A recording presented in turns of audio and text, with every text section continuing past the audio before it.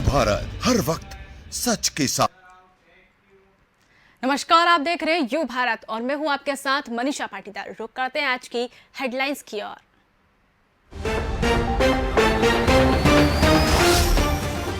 वेस्टाल मामले में खरगोन के एसपी हटाए, नीमच की घटना को लेकर मुख्यमंत्री ने दिखाए सख्त तेवर।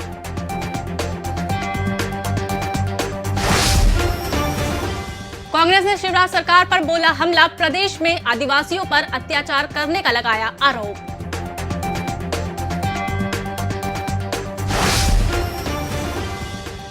उमा भारती ने कांग्रेस के नेता दिग्विजय सिंह पर कसा तंज, कटाक्ष कर कहा खुद की जुबान ही उनकी दुश्मन है। छत्तीसगढ़ में गरमाया धर्मांतरण का मुद्दा, विपक्ष के नेताओं ने आजाद चौक से राजभवन तक किया पैदल मार्च। जाते मॉनसून का किया रायपुर को पानी पानी, 1 घंटे की बारिश में रायपुर हुआ लबालब।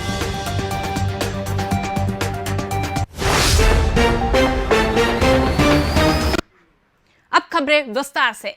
प्रदेश में आदिवासियों को अत्याचार से बचाने के लिए मुख्यमंत्री शिवराज सिंह चौहान ने सख्त तेवर दिखाए हैं। इसके चलते राज्य सरकार ने खरगोन जिले के वेस्टाल में आदिवासी युवक की मौत के मामले में खरगोन के पुलिस अधीक्षक को हटा दिया। इस मामले में पहले भी संबंधित पुलिस थाने के कर्मचारियों को हटा दिया गया है। मामले की न्यायिक जांच की कार्यवाही चल रही है। सरकार ने नीमच में मारे गए आदिवासियों के बेटे का लालन पालन और शिक्षा का खर्च वहन करने का निर्णय लिया है। सरकार ने मृतक के 2 भाइयों को पक्का मकान बनाने को देकर 2-2 लाख रुपए का मुआवजा देने का फैसला किया है। खरगोन जिले के वेस्टाल में हुई घटना में हमने पहले ही इसमें एक युवक की मृत्यु हो गई थी। हमने पहले ही पुलिस कर्मियों को सस्पेंड किया है, लेकिन ठीक सुपरविजन ना होने के कारण, लैक ऑफ सुपरविजन के कारण हमने एसपी को भी हटाने का फैसला किया है। घटना की न्यायिक जांच हो रही है। न्यायिक जांच के आधार पर जो तथ्य आएंगे, उन तथ्यों के आधार पर हम आगे भी कार्रवाई करेंगे। नीमच जिले में एक बहुत दुर्भाग्यपूर्ण घटना में कन्हैयालाल भील की मृत्यु हो गई थी। हमने फैसला किया है कि उनका बेटा दुर्गा शंकर अभी अपनी मां के साथ राजस्थान गया हुआ है। मैंने निर्देश दिए अधिकारियों को, उस बेटे का लालन पालन और शिक्षा की संपूर्ण व्यवस्था सरकार करेगी। 2 भाई हैं कन्हैयालाल के, कचरू और छीतर, उन दोनों के भी मकान बनवाने का फैसला सरकार ने किया है। उसके अतिरिक्त 2-2 लाख रुपए की सहायता राशि और दोनों भाइयों को भी दी जाएगी। प्रदेश की पूर्व मुख्यमंत्री उमा भारती ने कांग्रेस के नेता दिग्विजय सिंह पर कटाक्ष किया है। उन्होंने कहा कि उनकी जुबान ही उनकी सबसे बड़ी दुश्मन है। नई दिल्ली में उमा भारती ने उन्हें सलाह देते हुए कहा कि दिग्विजय सिंह को अपनी जुबान पर कंट्रोल रखना चाहिए।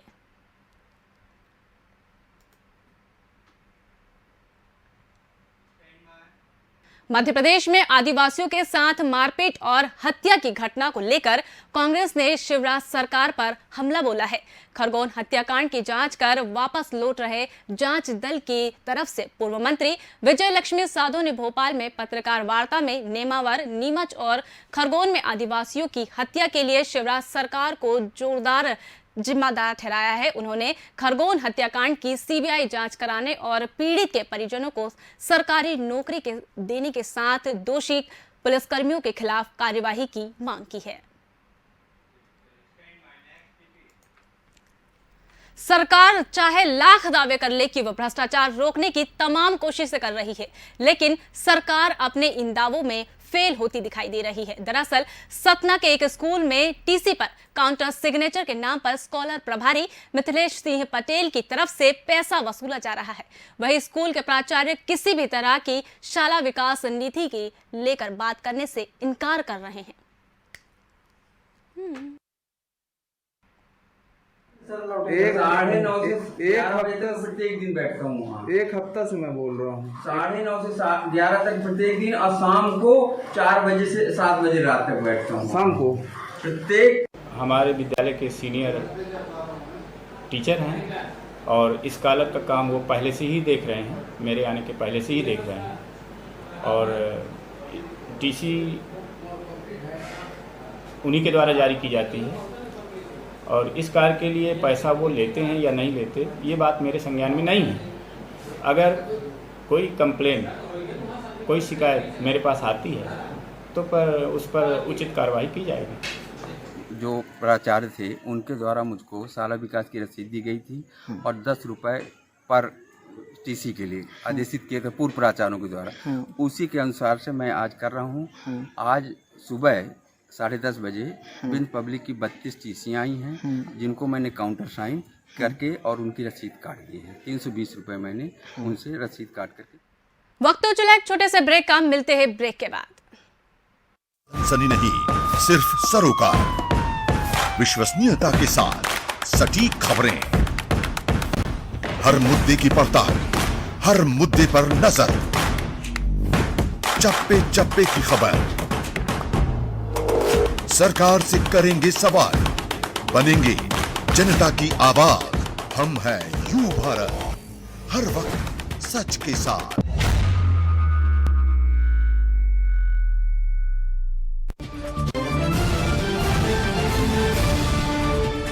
यू भारत चैनल मध्य प्रदेश में शुरू होने जा रहा है।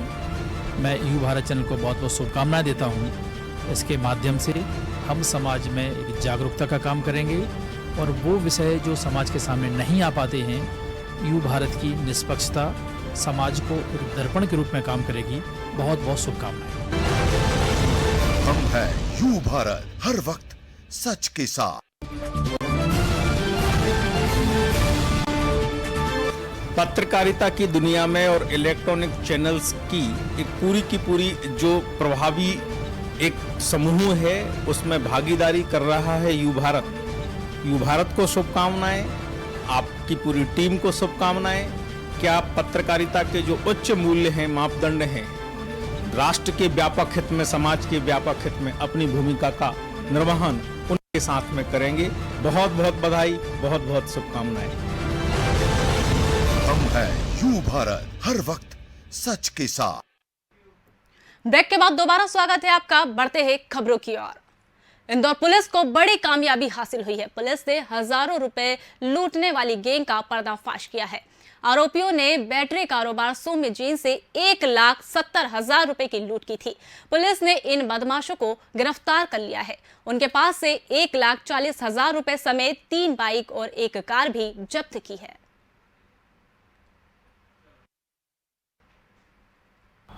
फरियादी सौम्य ने बताया कि मैंने कोई एक्सीडेंट नहीं किया और वो आगे बढ़ा।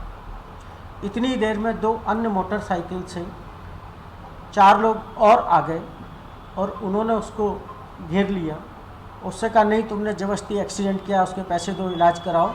और इस बात पर उससे विवाद करने लगे और उन्हीं में से एक अपराधी ने उसकी गाड़ी का कार का कांच तोड़कर उसमें रखे 1,70,000 रुपये लेकर भाग गए। नेमानगर विधानसभा क्षेत्र सागवाटा में ट्रेन के इंजन पर युवक युवती का शव लटका हुआ मिले। ट्रेन करीब 4 किलोमीटर निकल चुकी थी। जब ड्राइवर को इंजन के सामने कुछ हलचल हो गई तो उसने ट्रेन रोकी। फिलहाल दोनों मृतकों की जांच हो चुकी है, वही पहचाना जाया है। मैंने कुछ गलत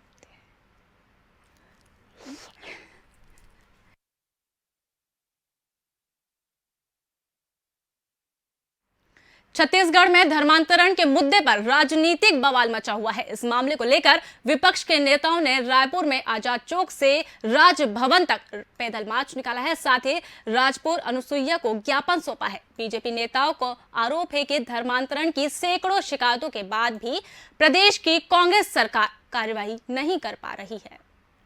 रायपुर के शंकर नगर इलाके में एक मारपीट की हाई प्रोफाइल घटना सामने आई है। युवकों ने एक गुट के विधायक और छत्तीसगढ़ विधानसभा के उपाध्यक्ष मनोज मंडावी के बेटे अमन मंडावी पर जानलेवा हमला किया है।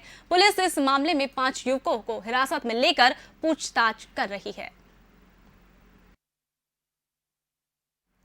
मॉनसून की अब तक की सबसे तेज बरसात ने रायपुर शहर की जल निकासी व्यवस्था नाकामयाबी की तस्वीरें दिखा रही है। 1 घंटे की तेज बारिश से रायपुर शहर की मुख्य सड़कें लबालब हो गई है, जिससे उफनाई नदी नालों का पानी बस्तियों और कॉलोनियों और घरों में भरा गया है। कई निचले इलाकों में हालात चिंताजनक हो गए हैं।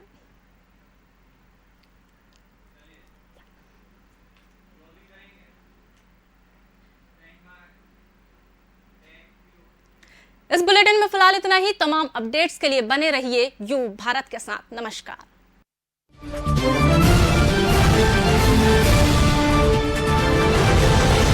हम हैं यू भारत, हर वक्त सच के साथ।